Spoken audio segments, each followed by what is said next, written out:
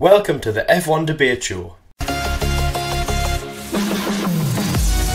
We predict the driver standings for the 2017 Formula 1 season.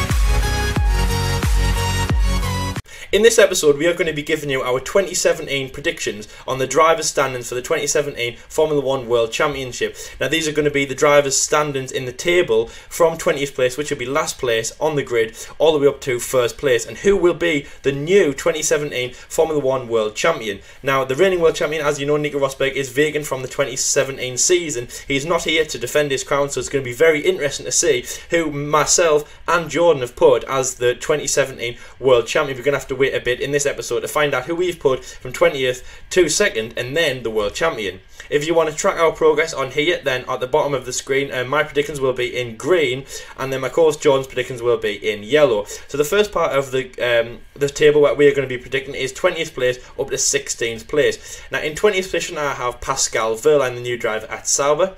In 19th position I have Marcus Ericsson. In 18th position I have Felipe Massa. In 17th position I have Julian Palmer, and in 16th position I have Kevin Magnussen.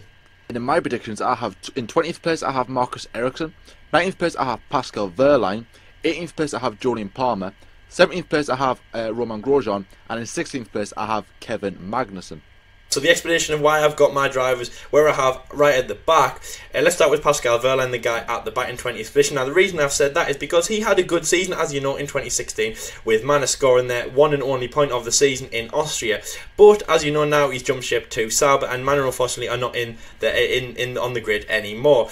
He has obviously a good back, and he has that 1 point theoretically from 2016, and he's a very skilled driver, GTM World Champion, but I just don't think that he will have the productive season that he wants at Sauber. Yes, he's been with them for a good few months, working over the winter break, especially when he found out that Mana were folding, which obviously is very unfortunate news. But let's compare it to his team, and obviously he has been at Sauber a lot longer, and I think he will outperform him. Pascal Wehrlein, I just don't think he will have the pace that he wants. It won't be a very productive season for him. He might have one or 2 points here and there, get good positions, get good appearances, and move up the grid, obviously in the dead zone, which is, you know, if you want, it's like 11th to 20th, the ones where you don't score any points. But he will end up at last place, which obviously is unfortunate for him. We're all Pascal fans, really, so obviously it is very unfortunate for him. But in 19th place, and you Marcus Ericsson fans will be very, very happy, because in the Inter-Sauber battle, he is winning. He will have a few more points, hopefully, in the grid, because he had 0 points last year, even though they finished in 10th place in the Constructors, and really secured him the season, really. Was very good. I think Marcus Ericsson will be on for a good season, and I think that's probably the first positive I'm going to say, and one of the only positives will be him. I think he should walk away from this season and go, that is incredible. I haven't finished in last place, and he'll be happy with his performance. In 18th position, okay, here's the big one, Felipe Massa. Okay, now he retired from Formula 1 for about a month, and then he's now come back. He is in career mode part 2. Wow, it's easy to get a drive at Williams. After all, he just went back and he went, can I reapply? And then they went, yes, get back in the car. Anyway, so he's alongside Lance Stroll. He's a good lead, and he's going to be a good guy to have in Formula 1. Of course, he's going to do a good impact. He's going to be great to have there in the scenery and in the paddock and all that, and he'll have a good drive. But 18th position, I've got to say Felipe. I think that's the best that you can do. Now, the explanation behind that is very vague, but obviously Williams will have a strong car. They always have been performing. Yes, he got beat by Force India, but it was a productive season for you, and that was one of the words I think that one of the people in Williams said described the season in one word: productive. It was, but Felipe, unfortunately, that's what I can say for you. There isn't much reasoning behind that, but that's what I'm saying. Felipe, baby, is 18th. In 17th position is Julian Palmer. Now, Julian, it's very great that you are there. You are one of only 2 Brits to be on the grid at the moment, which is fantastic. It's great to see that. I mean, obviously our country as well. It's fantastic, absolutely fantastic. But 17th, I don't know if you want to say that's a good finish, bad finish, but obviously he did well in a few races, especially around Spa kind of area. He was great. I think Spa was probably one of his best races as today, I'd say. Spa and Singapore as well. So he did very well at that. Julian Palmer is just great to have in Formula 1 as well. He's done some good races. I mean, I remember Australia as well when he was battling up there in 11th place. It was absolutely amazing to think that what he could pull out. A few points here and there, but I've got to say 17th position is probably where Julian will finish. Now, 16th is a bit of a shock for most people that are watching. Before you say anything, guys, by the way, out there, I am a Haas fan, remember. That's my secondary team, if you like. behind a certain Red Bull. Yes. But obviously we're not being biased here. Remember that. Supposedly. So 16th place is Kevin Magnussen. Now the reason is between that is obviously because he left Renault, and it's been a bit of like thin ice, and what is he doing really? He's been at Haas, but I just don't think he will get everything that he wants out of the car, and it just won't be a productive season. He had a good season in 2014 with McLaren, but that wasn't to be. He came out, really feel like took a sabbatical, went to Renault in 2016, had a good season, but I'm not sure it'll be fantastic. It'll be good. He might get a few points here and there, but obviously he'll be outscored in the inter-team battle at Haas, obviously by the Frenchman who was ahead of him, but we'll get into him in a bit. Yeah, so the reasons why I have my drivers from 20th to 16th place is Marcus Ericsson in last place. Now, I think obviously he's going to be going into a big battle with Pascal Wehrlein, who obviously he impressed at Manor. Obviously got that one and only point, did some really good drives. The critics did sort of question his ability of driving at some certain races, but at the end of the day, I think we can all agree he is a good driver. And in my opinion, I think he is a better driver than Marcus Ericsson. I think Sauber are going to be at the back. Because someone has to be, so I think that's where they are going to be. But I think Pascal Wehrlein is going to edge over Marcus Ericsson in 19th place, where Pascal Wehrlein I've predicted is going to finish. Marcus Ericsson in 20th place. I think that's where they're roughly going to be.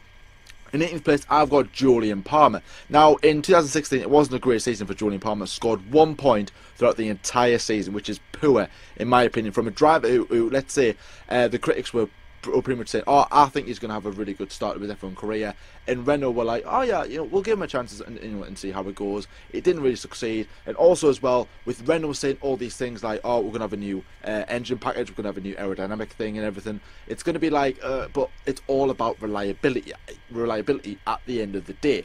And if Renault don't have the reliability, then they're not going to be where they think they're going to be, or where everyone else thinks they're going to be. So, I think it will hinder Renault's season, and I think they're going to be a bit big-headed, and I think they're going to be, back to their glory days of back in 2005, 2006. I think that's what they're going to think. So, Julian Palmer in 18th place. In 17th place, I have Romain Grosjean. Now, the reason for that is because I think with Haas having, don't get me wrong, they had a good debut debut start to their F1 career.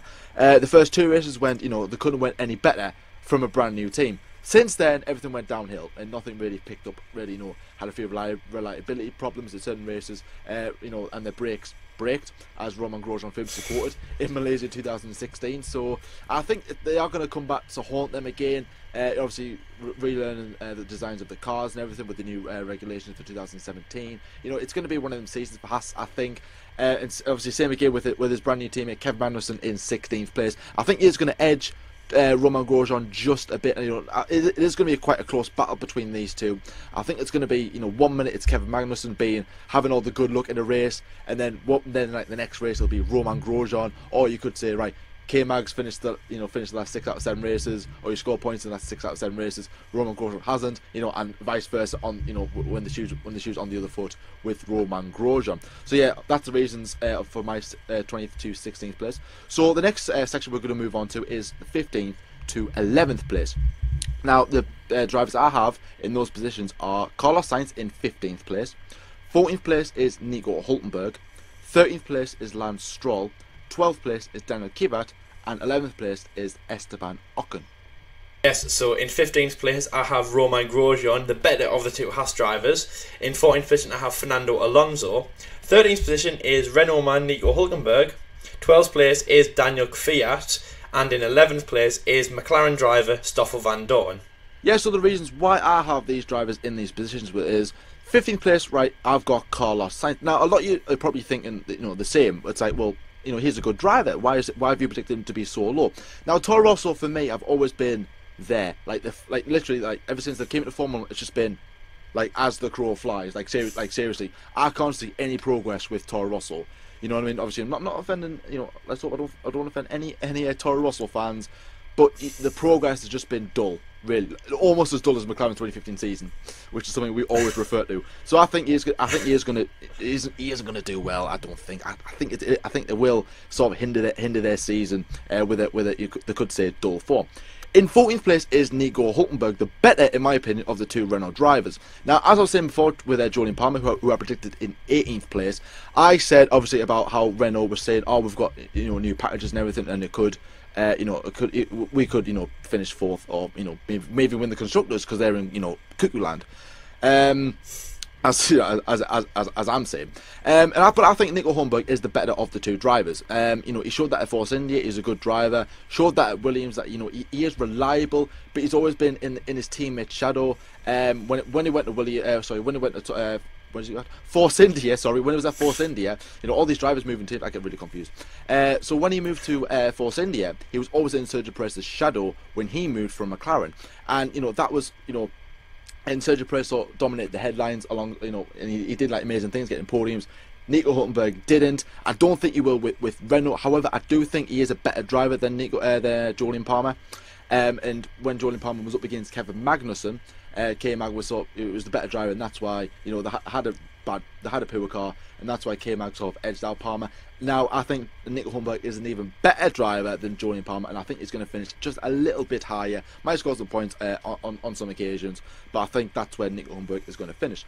In 13th place, I have got Lance Stroll, the brand new driver for Williams, in partnership alongside Felipe Massa. Now I think he's going to have a good season. Now there isn't really that big hype around Lance Stroll. 18 years old, full of excitement, like what Max Verstappen was when he first came into Formula 1 2 years ago now. So he's going to be like, oh, it's an all new thing for me. He's going to get like the start of F1 career hype, let's say, where he's going to be like, oh, I can do this, I can do that, and one day he will come back crashing back down to earth like what Max Verstappen did.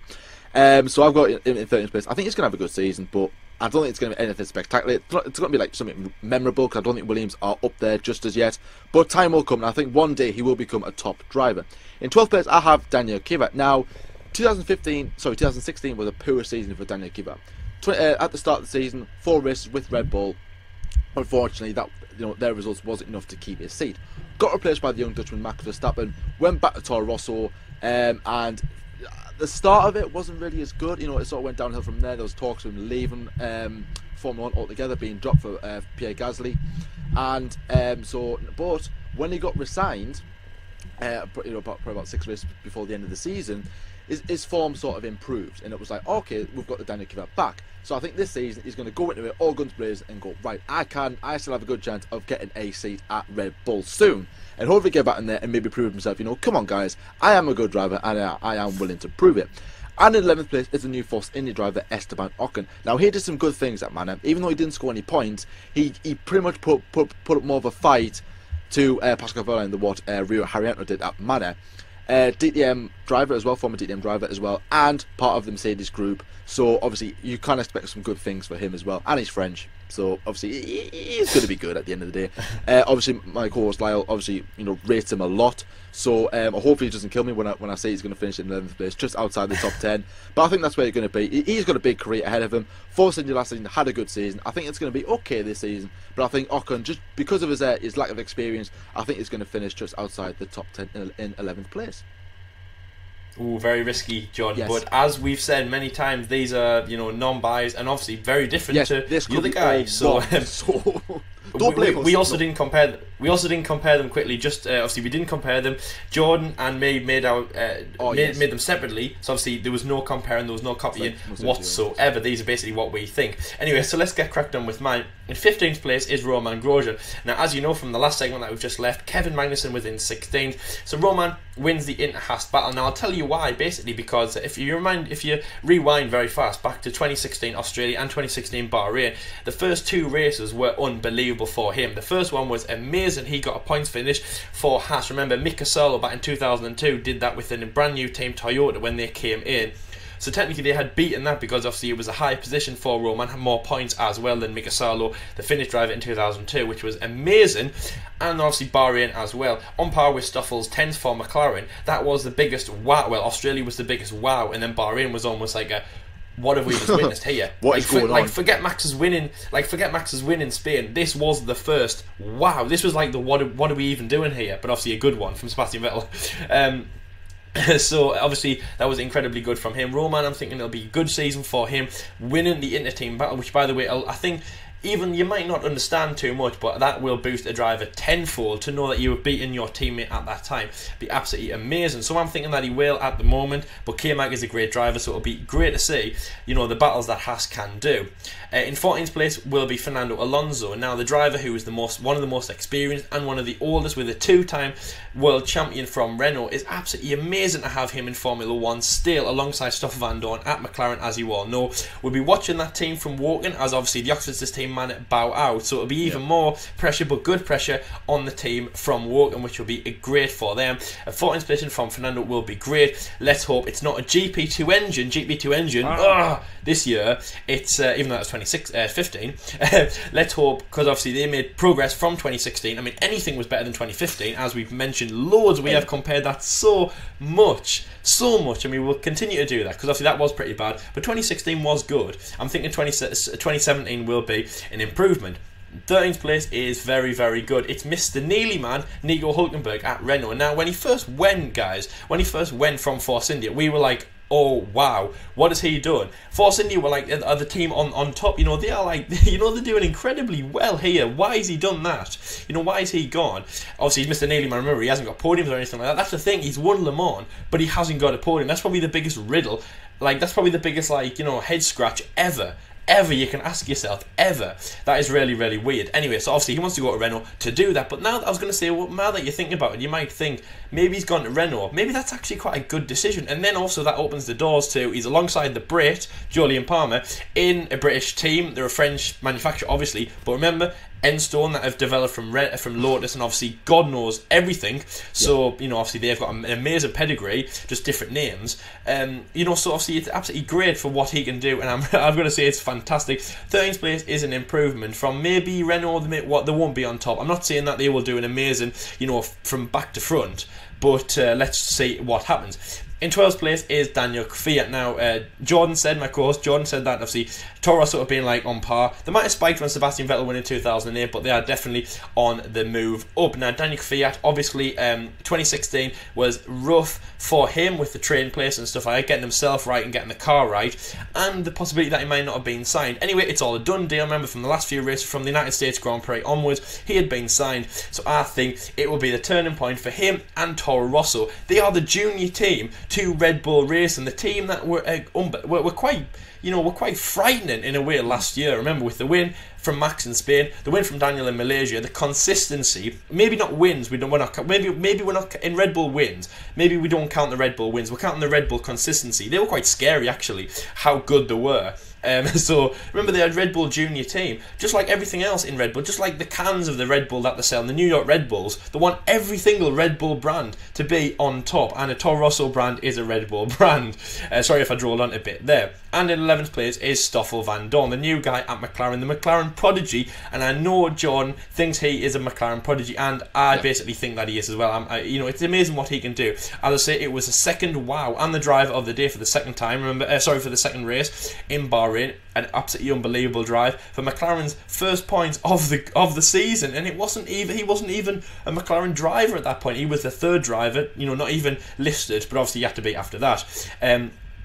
I am shocked. I am hoping that he will do a very, very good thing. He's also from Belgium, so it's very close to us, if you like. So we have got, you know, we've got a kind of a good like little nest around, you know, local drivers. Yeah. Max Verstappen as well. You know, so it's good. So obviously we are hoping that he will do good things. 11th place, you know, we have said many times, it's not the position that you want to be in. It's just outside. It's not great. It's just outside the top 10, but it'll be a good improvement if he can get that. And for his first season, and the biggest thing is he has he's won the Inter McLaren battle, beating Fernando Alonso. Anyway, we have broken through the barrier, and let's get into the top 10, guys. And rolling in from at number 10, so we're going to do 10th to 7th place, and rolling in number 10 is Lance Stroll. In 9th place is Carlos Sainz. In 8th place is Esteban Ocon, and in 7th place is Sergio Perez.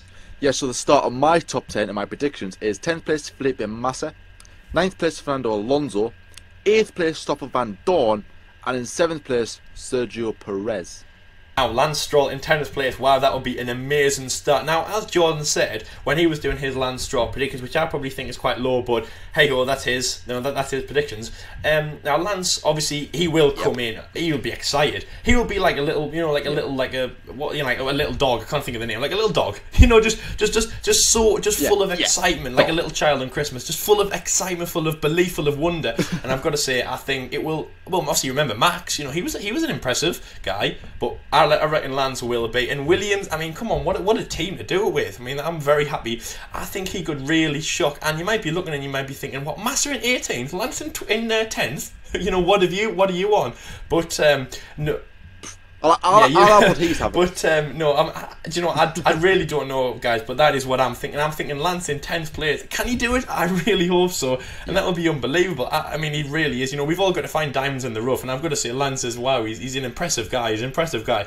I'm excited what he can bring as well. He's replacing Valtteri Bottas as well at Williams. Big shoes to fill. Obviously, trying to be #1 driver and all that. And I'm not sure what his intentions are battling Felipe Massa, but just go out there and drive like you stole it. And I think that he could steal the show, really. In 9th place is Carlos Sainz. Now, Toro Rosso making improvements. Daniel Kvyat in 12th place, but Carlos in 9th. Wow, that would be fantastic by him. The leading driver, a Spaniard, the highest Spaniard as well, would be fantastic for him to finish in 9th place. Everyone will be behind him. I reckon I'm going to be behind him as well. He's a strong driver, but I've got to say he was a quiet driver in all of the trading place mishaps. It was Daniel and Max, and then Carlos was just there going, hi. Just nothing to do with Carlos. Just he wasn't there. But that's the thing, though. Like ninjas, remember, silent but deadly.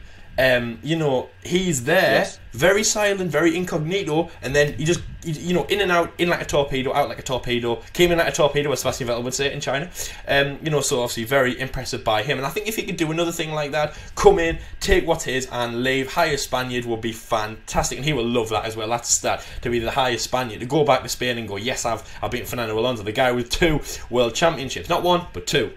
In 8th place is my diamond in the rough, Esteban Ocon. Now, we've all got to find people like that. We've all got to find diamonds in the rough. Obviously, a lot of people have done that with people like Sebastian Vettel when he's come through the ranks, Lewis Hamilton, and obviously some people have done that with other drivers, Joe Bianchi, and obviously, Jordan found him very, very early on, and obviously followed him through his very short but successful career as well. We've all got to find diamonds in the rough, really, who are going to excel in Formula 1. Max Verstappen is a very new one as well. People found him, and I'm finding and found Esteban Ocon. What an amazing guy. I'm excited to see what he can do with that team as well. The team that finished in 4th place will be fantastic. As you know what I've just said, he's beaten by Sergio Perez, of course. It's his first season, but wow, an 8th place, would be amazing. And then quickly, just on Sergio Perez, 7th place will be a great. He's won Driver of the Day. He won Driver of the Day a few times. Did an amazing race. I think his best race was Monaco, and then obviously Baku as well. The reasons to the start of my top 10 is that I have in 10th place Felipe Massa. Now, I think he's going to do okay in his return back to Formula 1, if you could say that. I'm not expecting big things from Williams, in my opinion, but I think he's going to show off the old Felipe Massa and just sort of like put Lance Stroll in his place, let's say. I mean, I think Lance Stroll will put up a good fight to Felipe Massa, but I think he's got that experience just to go, a kid, you young kids might think that you know stuff, but we experienced guys, we know how to lose a championship in 30 seconds. So that's what I'm going to do with that. In 9th place, I have Fernando Alonso. Now, I think McLaren are going to have a good season. I'm not going to say and be a biased McLaren fan and just say, we're going to win the constructors and win every single race, because I'm not like that.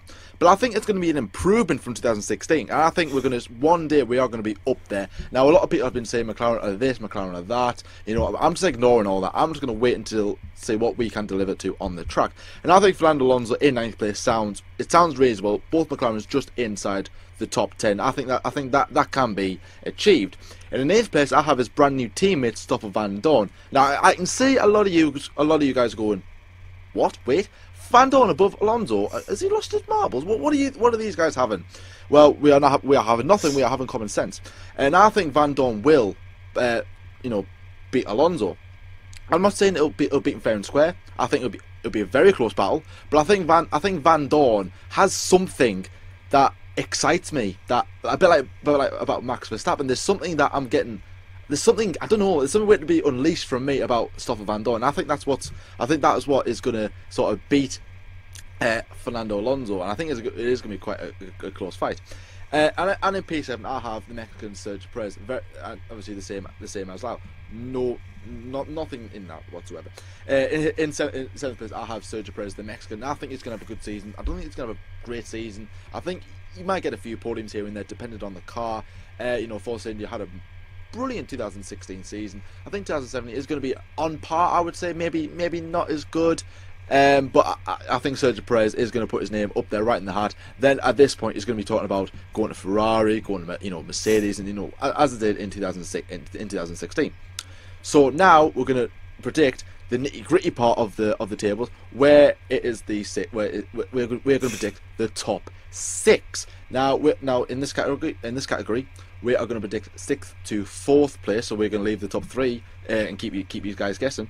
So in 6th place for me, I've gone with Kimi Räikkönen. In 5th place, I've gone with Daniel Ricciardo. And in 4th place, I've gone with Max Verstappen. Oh, right. In 6th place, I have the same as Jordan. I have Kimi Räikkönen. In 5th place, I have Max Verstappen. And in 4th place, I have, honestly, it's Mr. Sebastian Vettel. Yeah, so the reasons why I have the guys where they are. 6th place, Kimi Räikkönen. Now, another 1-year contract extension from Ferrari. He's going to be there till like 2035. So I'm expecting nothing from Kimi Räikkönen. I think he's not going to do brilliantly. Let's say he's a good driver, but Kimi's been and gone, and Ferrari aren't there anymore. So I think 6th place, it does sound realistic. 5th place, Daniel Ricciardo. Now I can see Lyle's eyes burning at us now because he's going, what? 5th place? Come on, that's an insult. I know you're McLaren fan, but that's an insult. Yes, it is an insult. And I think he's going to get the edge over his teammate Max Verstappen, because Max Verstappen on his day is a very good driver, and I rate him a lot, as you guys know. McLaren fan rates a Red Bull driver. It doesn't sound right, does it? So yeah, and obviously I've gone with Max Verstappen in 4th place. Now, the reason why I've got Max Verstappen ahead of Daniel Ricciardo is because Max Verstappen is now, this will be his 3rd season. Now he's getting into the maturity age of Formula 1, and I think Red Bull are going to be, up there, and I think they will win probably, a couple of races here and there, in my opinion, anyways. And I think Max Verstappen will edge over Daniel Ricciardo. And I think Ricciardo is obviously, the older he's getting, the less ability he's going to have. And I think Max Verstappen, the older he gets from now till probably 25, 26, he is going to get better as the season goes on. I think this season is going to be Max Verstappen's best season. So that's why I've gone with Max Verstappen in 4th place ahead of his teammate Daniel Ricciardo. Yes, so in 6th place I have Kimi Räikkönen. Now the reason I have him is obviously he'll be there till as 6,001, as John said. Obviously he will be doing well, but the thing is, it's always progression for Kimi Räikkönen. He always wants more, which everyone does. I mean, I'm not saying that nobody in Formula 1 wants that. He wants progression, but Kimi really needs that. Hopefully he could catch his teammate, but obviously I'm not saying that he's not in my predictions at all. But I think he will do well. Hopefully a few podiums here and there, obviously, which will make it look really good. But in 5th place, I'm going to put Max Verstappen. Now it's very strange to why I'm saying that. Obviously Max Verstappen again. I do think he's a prodigy. I'm excited about what he brings as well. He is not a young gun in Formula 1 anymore. He is very much established. Remember Spain. Remember that amazing drive that he did. Remember everything that he's done so far. Everything. It's really amazing by Max. But obviously we've got some fantastic guys who will beat him. I think at this point, it's not down to how much the drivers can fall. I think it's how much the drivers wanted. But obviously there's more drivers in the grid that wanted. Obviously, for example, like Sebastian Vettel, the man who finishes 1 place ahead of Max Verstappen in 4th place. Sebastian just misses out on the top 3, but I mean, honestly, 4th place is good for him. Probably some seagulls got in his way, but we'll let the season get on and find out. But very, very good. I'm excited what he can bring as well. Remember, 2015 was his year at Ferrari. That was his year. We weren't even around in 2015, but I think if we were going to give a driver of the year, it would probably go to Vettel, because he did an amazing race. Remember Malaysia?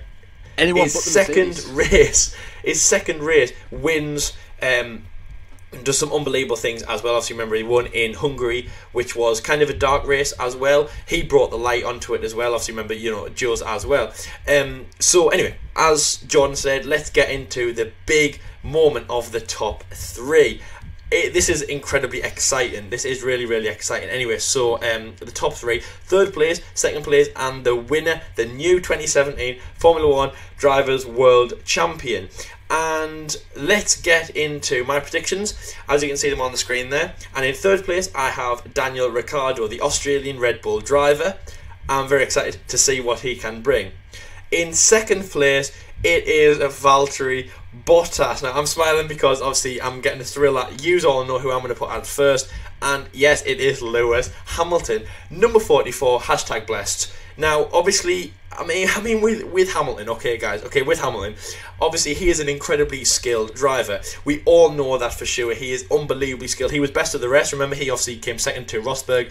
Second, once first drops out, technically second comes forward, possibly, but no, because obviously now Rosberg gone. The healthy rivalry's gone, but no, I'm very excited to see that. And Hamilton, I think he will bring a fourth world championship to himself, and he will bring a fourth world championship back to Great Britain, equaling Sir Jackie Stewart, and basically, yeah, just blowing us all away in that. He's already a legend in Formula 1, but let's see if he can get number 4. The man in second place, let's just quickly roll back the man in second place, Valtteri Bottas. Yes, new driver from Williams. He's done incredibly well in the past, but I think, it's only like these marginal gains, guys. Marginal gains between Hamilton and Bottas. And I think the marginal gains, I think Hamilton's got everything all sorted out. It's almost like in his office, okay? Valtteri Bottas and Lewis Hamilton have the same amount of work, but Lewis Hamilton, calm, cool, collective. It's all stacked. It's all color coded, and then he can go and have, a drink whenever he wants. Pretty chilled, Honey, I'll be home for 5 o'clock. Valtteri Bottas, he'll have the same amount of work, and he might do it in the same time as Hamilton, but oh my god, it'll be all stressed, it'll be all, he'll have everything will be cluttered, there'll be sticky notes on the door, there'll be, the air vent will be open, he'll be freaking out, and there'll be seagulls flying in, where he will basically lose his mind over this. Blue flags like mad. Sebastian Vettel just standing outside the door going, honestly, seagulls, get out of the way. But oh my god, I'm excited to see that. Bottas second, which would be great for him. Come on, this is his first season at Mercedes. That's impressive. But the world champion will be Lewis Hamilton. I have to disagree with Lyle on this one, because my top 3 is third place Sebastian Vettel, second place Lewis Hamilton. Don't you dare look at me like that. I can see you all. Who is this guy? Who are you? What show is this? Who does that? Who puts Lewis Hamilton second? Me. That's who. Valtteri Bottas is the world champion, right? In my opinion. Alright, this is serious. I think. Do you know what? I'm not going to sit here and say that Valtteri Bottas is going to be the world champion. I've put him there because I think he has a very good chance, but everybody is going to say Lewis Hamilton.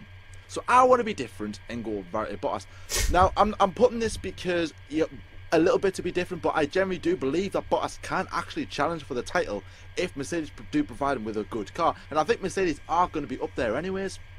And I think Bottas, with his skills, the next flying Finn, obviously, he can win races, can win, get pole positions and stuff like that.